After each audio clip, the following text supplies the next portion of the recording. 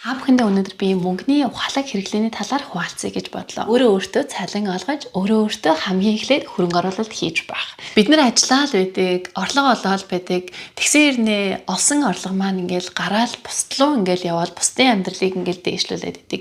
Яг жинхэнэ хөрөнгө оруулалт гэдэг чинь ерөөсөө та өөрийнхөө хувь хүний хөгжил дотоод сэцгээл зүй өөрийнхөө жинхэнэ аз жаргал эрх чөлөөнд оруулсан хөрөнгө оруулалт байх болно. Ялангуяа Австрали улс шиг тийм ээ ингэж зах зээлд нь маш их ингэж мувмент байгаа ийм газар бид нэр мэрэгчлэрээ ажиллая гэд зүтгэж байгаа бол та хамгийн эхлээд өөрийнхөө хувь хүний хөгжилд хөрөнгө оруулалт хийх ёстой. Та өөрийнхөө бодол, оюун санаагаар баригдан бодлынхон болж амьдрмааргүй байх юм бол миний manifestation гэсэн 21 хоногийн програмд бүртгүүлээрэй.